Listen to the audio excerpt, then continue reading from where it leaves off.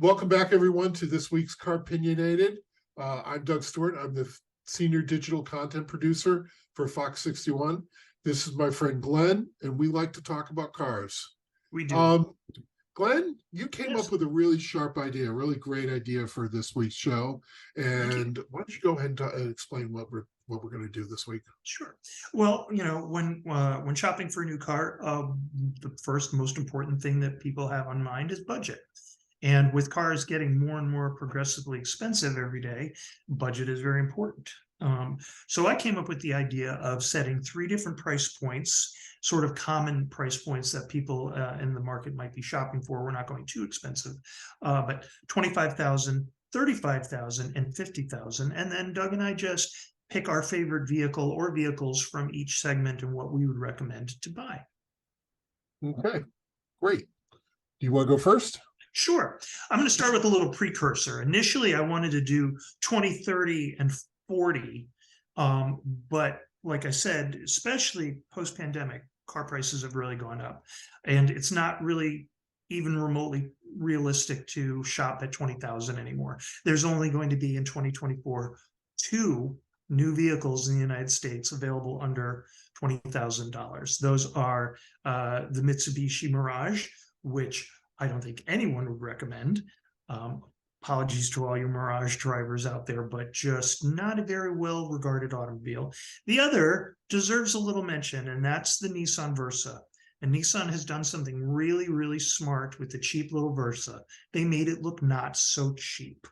They put a really nice front end on the car. You can get it spiffed up with some wheels. And the interior, while it's kind of Spartan, doesn't look real bargain basement either. And I understand now, this car has 122 horsepower. It's not going to win any drag races. It's going to be mostly utilitarian transportation. But I understand that the ride is relatively nice. And it's for a car you can get under 20 grand, it's pretty sharp. So kudos to Nissan. But going from there, we'll move right into the $25,000 point. I think this is a very, very, very important price point because we're still very much in the budget end of the market, and there's still not a lot available for under 25 grand. Note that a lot of cars come in just under 25, but as soon as you put anything on, you're going right out over, your destination charge will knock you over the $25,000 mark. So when I was pricing these cars, I was going to the websites and building them to see what I could get in under that mark. 25,000 was hard. So like I was initially looking for like, what kind of SUV could I get under 25,000? And really, there's not too much to choose from. There's a lot just over that. Like you can get a VW Taos or the Kia Seltos for about 26, both of which are cars I would recommend. Under that is a little sneaky. I think the only one, and it's not really an SUV, but the Kia Soul is there. Terrific car, polarizing styling, but all that being said, if I had to pick just one car under 25 grand, my absolute number one clear choice would be the Mazda 3. That's the four-door sedan and not the hatchback. The four-door sedan is just gorgeous. And that's what I really love about this. It's in the basement bargain section of automobiles, and it still has such beautiful lines, and it's gorgeous. I'm not talking about the hatchback, which is just wrong on so many levels, specifically that back, which, yeah. But yeah, a Mazda 3, you'd have to go with the S, which is the low end, but even still, it's a Mazda. It's never going to look cheap. Mazda does an outstanding job of really just making a car feel way more luxurious than what you spent the money on. So that's my choice under 25 grand. My choice, I went with the Maverick pickup. Can you get that for under 25 grand?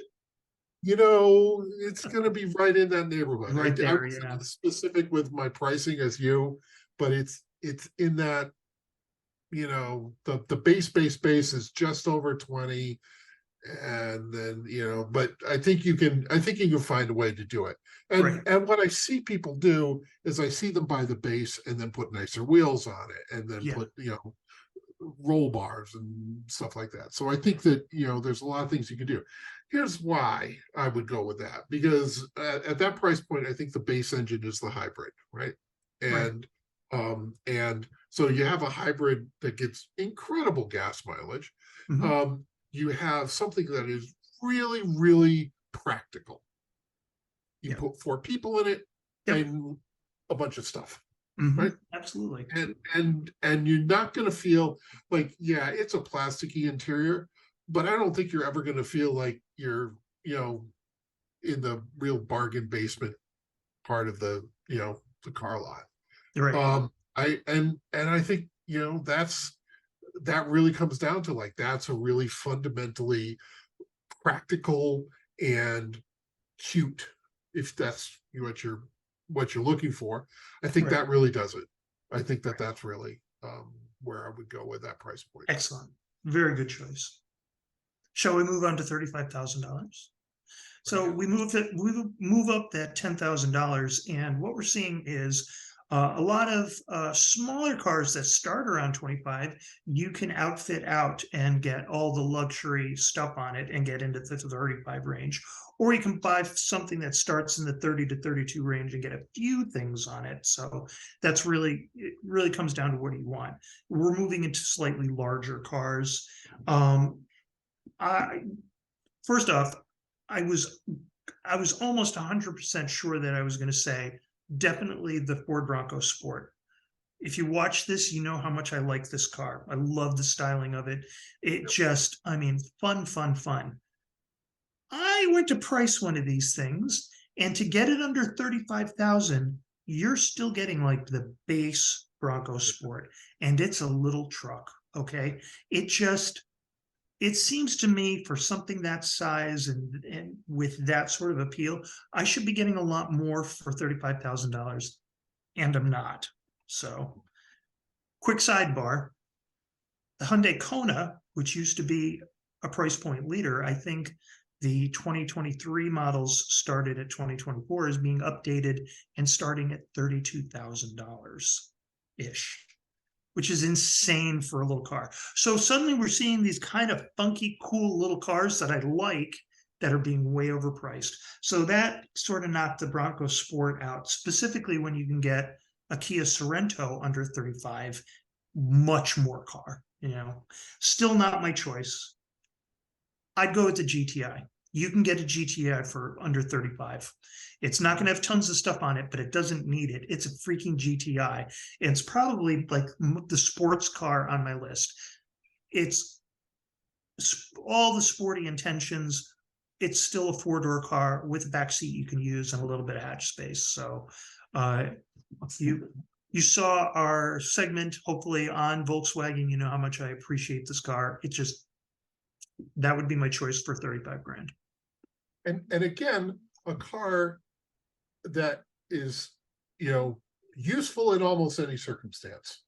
You can put people in it, you can put stuff in it. It will, run great on a gallon of gas. It's going to be fun to drive. It's one of those kind of cars that that integrate everything that you would want in a vehicle. Right. Absolutely.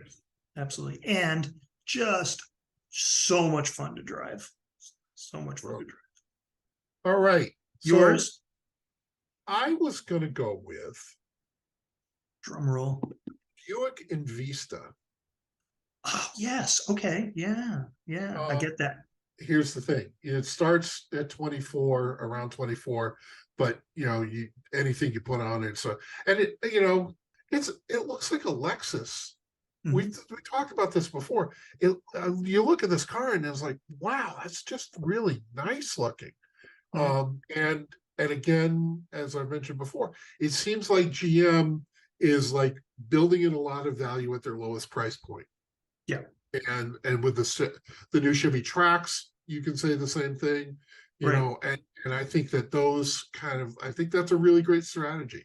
I think, again, I'm going to repeat myself, but if you make every car that you build in a certain model look great, they're all advertisements for the other ones, right? Right. It's like, not like, oh, ball, that's a really low ball looking Toyota. You don't really say that. I mean, Right. if you know what you're looking for in this detail and that, but this, I think this thing looks really sharp. It's the reviews I've seen of it so far are good. More power to them. I think I think it's in the same ballpark of being practical, hauling people, hauling stuff, and looking good. Sure, so absolutely. Before we move away from the 35,000 mark, I do want to do a couple very quick honorable mentions. Terribly mainstream, but the Honda Accord. They did a beautiful job redesigning the car. It has always been a market leader. You can't go wrong. So, and it's keeping with Honda product line, except moving over to Acura. A friend of mine just got a new Acura Integra, which you could definitely land under 35 with a fair amount of options. And it is a beautiful car. So is it everybody's cup of tea? Maybe not, but I think it looks real nice going down the road. And he said I could drive it. Hey. So I can't wait. Yeah, you're never going to go. An Accord is never the wrong answer. Right. Exactly. Yeah, they always say that about Miatas. And it's something that they've updated over time, but it's not broken and they don't fix it. So, and that's good. So something that keeps working year after year. Moving 45. Along to the $50,000 mark. Okay, now we're getting into, you can get a mid-size SUV with some decent options. You can get what they call the compact segment, the RAV4 Honda CR-V with tons of options on there if you want, and that's pretty much the most popular segment of sales in the United States. But I like that we can start to move into something a little bit bigger, a little bit more luxurious, and still land it under 50,000. So I have a ton of honorable mentions here. Okay, it's the Acura TLX, which is just the Accord with the Acura cladding, is another beautiful car. I've always been a fan of the Kia Telluride, but I don't know if you can actually land that car under 50 because it's become so popular that they're just selling them way over asking. So that kind of got scratched from the list. The new Mazda CX-90 gets a huge thumbs up for me because, man, what a nice car. And just, again, Mazda making it look really luxurious, and they're not a luxury brand, but they look more luxurious than some of the luxury brands out there. All that being said, if I had 50 grand today and I was going to buy a car, and I'm glad you're sitting down because I know this is going to surprise you, but I started looking into, the electric segment to try and be, environmentally conscious, and 50 grand is still tough with electric cars. They're pretty expensive overall, but it can be done. But my 50,000 choice would be the Ford Mustang Mach-E. It's just right. It's cool. It's fast. It's pretty. It just, they did a nice job with this car. And anybody who's driving one, it just, you look sharp behind the wheel. You do. I'm talking to you, and you do. We love you, Mustang Mach-E owners. Yeah. And I know you like this car, Doug, and so I'm sure that will make you happy. But yeah, and so if somebody out there wants to give me $50,000, I will gladly go out and buy a Mach-E tomorrow. So I will not have any place to park it except the driveway, but it would be accepted. And it comes in fun colors. It does. It's a fun car, In various shades of taupe. Right. And there's a lot of electric car design language that does not work for me. I'm a fan of Kia for offering a lot, but the EV6, every time I see one, it's like it's spacecraft that has landed and the wheels came out, and someone from a science fiction film with a laser gun is going to be behind it. Sorry, but you know what I mean. There's a lot of wackadoo electric cars out there, and the Mach-E is just, yeah, it's electric, but it's also really cool. So my choice. Yours? All right. So I landed at first on the Mazda CX-90 because I think it's a great looking car. You Yeah. know, it's for people hauler, that kind of, I think that's gonna do you really good. I too came up with a different, take on things. Mhm. Okay. So bear with me here. Sure. A Lincoln Nautilus Reserve, which is the middle price point. You can do a Lincoln Reserve for $54,750. I think I think with the redesign that's coming out for the 24 model year, I think it's stunning. I think it cleans up a lot of the kind of issues that I had with the car, which weren't many. But I just, it's it's American luxury when American luxury is trying not to be something else, right? And I give full props to Cadillac. That's not a diss on Cadillac because I think Cadillac's performance, good on them. Right. Go take that as far as you can, but you want luxury, Mhm. go to Lincoln. Yeah. You know, Yeah. and Totally get that. I will say that Lincolns have always been. I've always liked Lincolns Yeah. more than not. So that's what I would do. Excellent. I got to agree with you. That's a car they really got right. I remember the first time I saw one, I just was like, it's elegant, and that's going to appeal to a lot of people. Yep. I want to do one final asterisk and say that this may change next year because I have really high hopes for the Hyundai Santa Fe. Because boy, does that look sharp. So we'll keep that on the back burner. But yeah, those are my choices for right now. But I change my mind like every 3 days on what my favorite car is and what I'm going to buy next. So Oh, I like that one. I don't know. I like that one. No. I like that one now. Yeah.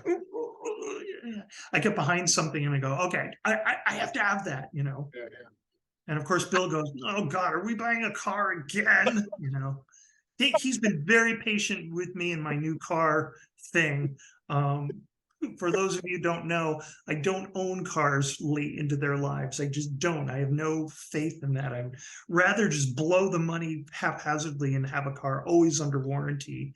So we get a lot of new cars. We've had a number of new cars over time, but we've had a series of really good cars. So when my least favorite car was my little Mazda B2300 pickup truck, which is just a Ford Ranger rebadge, it was still a decent car, and that was my least favorite of the bunch. So I want to take some week where Doug can't be here and just map out all my new cars. So you just, I'll find pictures and then we'll have some cookies and maybe a glass of wine. You mean all yours?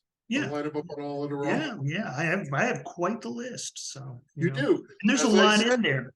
I have never been really terribly loyal to one brand or another. Yeah, I kind of bing, bing, bing, bing. So 2 Chryslers, a Mazda, 2 Toyotas, a VW, two VWs. What else? An Audi, a BMW, 2 Kias, a Hyundai. See, they're all over and they're all new. So to be honest, the Hyundai is still new. That's the car my dad drives. It's a 2019 and it has 10,000 miles on it. It drives nowhere. It's a beautiful little car. It's a great little car. So, as I said one time when we were discussing this, you are the second to me working at the car rental company and buying cars there. You have bought the most new cars of anyone I know. yes. Yes, I am. I'm pretty good at it too. I've gotten some great deals. So, hey, you were there when I bought the BMW. That was a killer deal. I still, to this day, I'm like, I got that car for what? So I just that just timed out so great, and it's been an excellent car. I have a couple minor complaints that I'll save for another episode, but it's been an excellent car. That's our price point segment. There you go. All right. So that's it for this week. We're going to be back next week with a new and different topic. And any last words, Glenn? Buy what you like. And if it's something crazy, okay, then you're the person with the crazy car. So buy what you like. Buy what fits right for you. Always. Right. So. Yep. Absolutely. All right. We'll see you next time.